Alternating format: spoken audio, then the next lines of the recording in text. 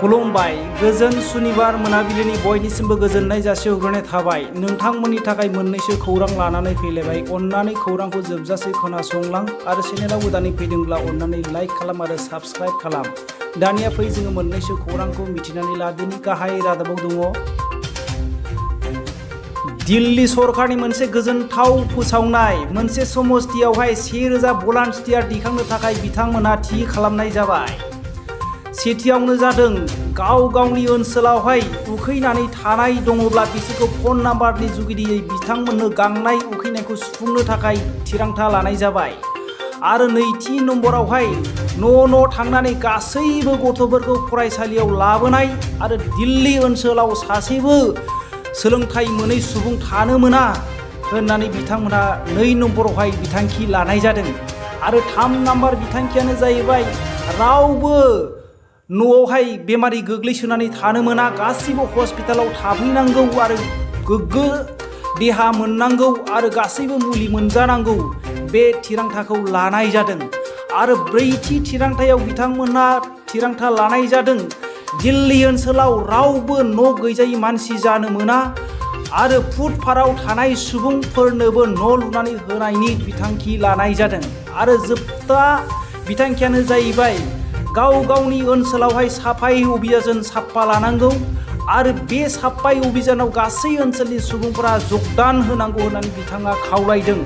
मोनसे समस्तियावहाय 1000 हिसाबैहाय बिथाङा भलान्टियार थिसननो थाखाय थि लानाय जाबाय।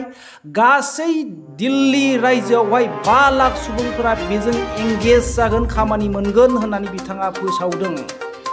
PID dance India dance Nabajit नार्जारिनो भट होनांगौ सफैलायबाय। गाबोन सुनिबार मोनाबिलिनिफ्राय लानानै समबार फुंनि 9 रिंगासिम सोलिनाय जागोन। बेनिखायनो बर' हारिनि मुङावहाय भट होनो थाखाय बयखौबो खावलायहरबाय। दिनैसिमावहाय रासिया आरो इउक्रेननि दावहाया 100 दिन फुरा जानानै थांबाय, नाथाय जोबनायनि मुं गैया। बे दावहायाव 20% सुबुंफोरा रासियानि आखायाव कब्जा जाबाय होननानै जोङो मिथिनो मोननाय जायो। नाथाय दाबोनो जोबनायनि मुंखौ लायाखै। 20 लाखसो सुबुङा गोबांथार उसुबिदायाव गोग्लैनो गोनां जाबाय होननानै जोङो सुलुंनिफ्राय मिथिनो मोननाय जायो। एसआइ जानमुनि राभाखौ एरेस्ट खालामनाय जाबाय। बियो माजुलि ओनसोलनि सासे एसआइमोन। मिथिनो मोननाय बायदिब्ला गाव न' भारा थानाय बिगोमानिफ्राय बिसालानि मुङावहाय साख्रि होनो थाखाय 3 लाख रां लानाय जादोंमोन होननानै जोङो मिथिनो मोननाय जादों। मिथिनो मोननाय बायदिब्ला जानमुनि राभानावहाय 2 एकाउन्ट दङ, गासै 20 लाखनिबो बारा रां दङ होननानै मिथिनो मोननाय जादों। दा रां लाजानाय न'खरनि सुबुंफोरा केस होनानै जानमुनि राभाखौहाय गोख्रों साजा होनांगौ होननानै बिथांमोनहा दाबि दैखांदों। एसआइ जानमुनि राभानि बुंनाय बायदिब्ला राणा फाग'या बिथांखौ फान्दायदोंसो, बियो आंखौहाय खैसाराव खोख्लैनो नाजादों होननानै बिथाङा बुंदों। उनावसो जोङो मिथिनो मोनसिगोन बियो बेसेबां सैथो। गोबां MCLA, EM, MLA आरो मन्थ्रिफ्रा थांनानै जाय जेसेबां हायो एसेबां इलेक्सन फोसावनाय हाबाखौ मावदों कख्लाबारि बियाबाव।